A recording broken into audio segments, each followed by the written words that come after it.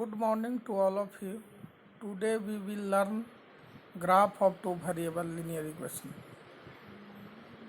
यहाँ पे जो क्वेश्चन है वह 4x minus 5y minus 20 is equal to 0 है, 3x plus 5y minus 15 is equal to 0 है। एक को फर्स्ट मान लिया, दूसरे को सेकंड मान लिया। अब a1 अपॉन a2 नोट कर दिया, 4/3 हो गया। b1 अपॉन b2 माइनस 5/5 हो गया। यहाँ पे a1 upon a2 b1 upon b2 के इक्वल नहीं है।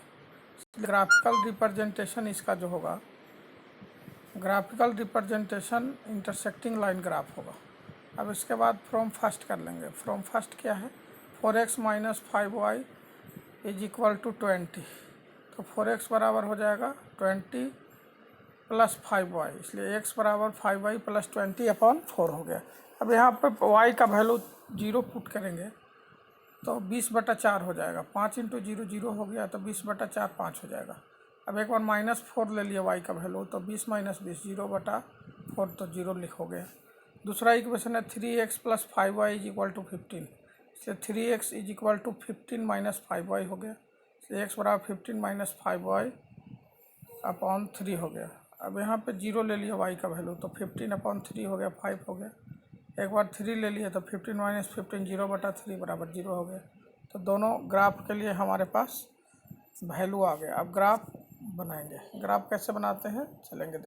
अब यहाँ पे ग्राफ बनाने के लिए हम लोग पहले एक्स एक्सिस और वाई एक्सिस खींच लेंगे और उसमें पॉइंट नोट करके दिया हुआ है। सबसे पहले जो ग्राफ का जो लाइन है वह 50 का है, तो 50 का एक्स एक्सिस पर बन गया ग्राफ।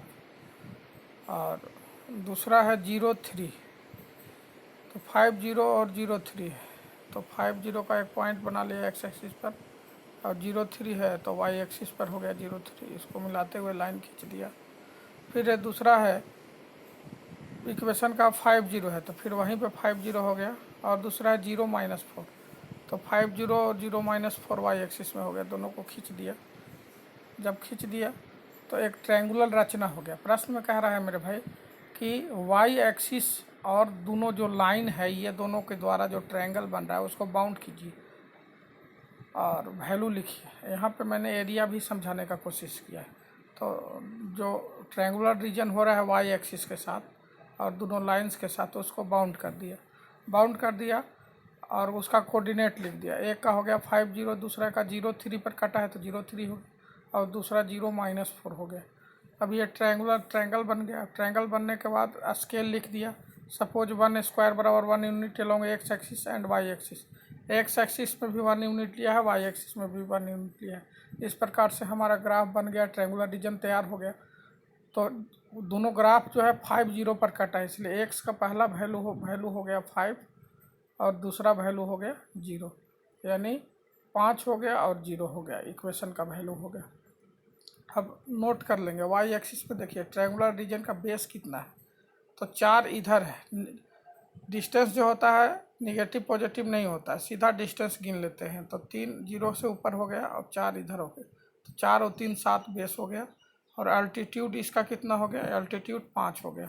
तो 1/2 बेस इंटू हाइट, बेस हो गया 7 और अल्टीट्यूड हो गया 5, तो 35/2 हो गया, यानी 17/5 स्क्वायर यूनिट इसका एरिया हो गया। इस प्रकार से ग्राफ कंप्लीट हुआ एरिया के साथ।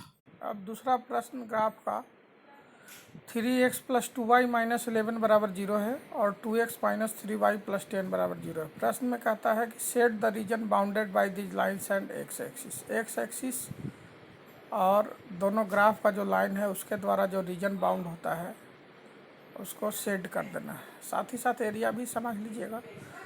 यहाँ पे सॉल्यूशन में करेंगे। a1/a2 का वैल्यू है 3/2, b1/b2 है -2/3।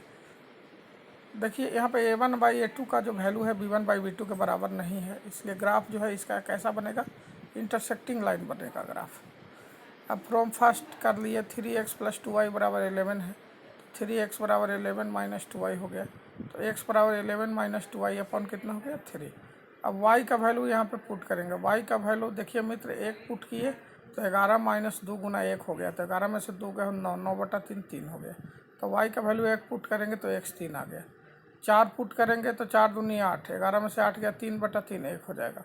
नहीं 4 पुट करेंगे y का वैल्यू तो x का वैल्यू 1 आ जाएगा। अब दूसरा प्रश्न में देखिए 2x - 3y + 10 = 0 है, तो 2x बराबर -3y है तो इधर आके +3y हो गया, इधर +10 है तो इधर आके -10 हो गया, तो x बराबर हो गया 3y - 10/2 हो गया। अब y का वैल्यू अगर 4 पुट करेंगे, 4 3 = 12, 12 में से 10 गया तो 2/2 1 हो जाएगा। एक बार 2 पुट करेंगे तो 3 2 = 6, 10 में से 6 गया तो -4/2 हो गया, तो -2 हो गया। तो x का वैल्यू 4 रखे तो 1 आ गया, एक बार y का वैल्यू 2 रखे तो -2 आ गया। अब इसका ग्राफ हम लोग देखेंगे। ग्राफ के लिए फिर से x एक्सिस और y एक्सिस तैयार कर लिए और इसके बाद स्केल लिख दिए। Suppose 1² = 1 unit along x axis and y axis respectively, यानी x एक्सिस के अलॉन्ग भी 1 यूनिट है और y एक्सिस के अलॉन्ग भी 1 यूनिट है। पहला ग्राफ का जो पॉइंट है वो 40 है, तो 40 x एक्सिस पर आ गया, यहाँ पे पॉइंट बन गया 40 का। फिर दूसरा पॉइंट है 1 और 4, तो 1 से चले और 4 के सामने जाके रुक गए, तो ये पॉइंट बन गया 1 4 का। अब एक स्ट्रेट लाइन ड्रा कर दिया 40 1 4 से, सीधा एक लाइन निकल गया। फिर दूसरा इक्वेशन में भी है 1 4 और -50, तो 1 4 का वहीं पे पॉइंट रह जाएगा और -50 का यहाँ पे आ गया। अब दोनों पॉइंट को मिलाते हुए एक लाइन खींच दिया,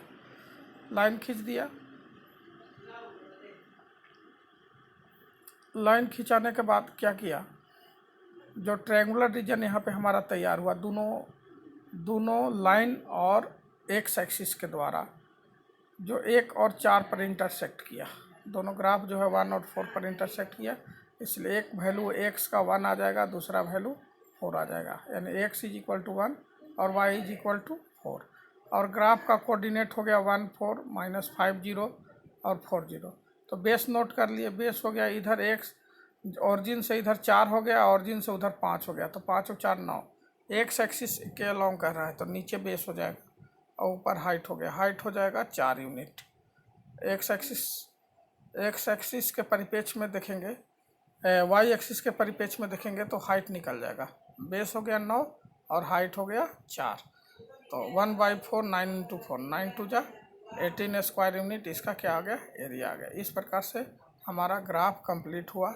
अगले वीडियो में हम लोग नेचर की ओर चलेंगे, नेचर देख लेंगे ग्राफ का।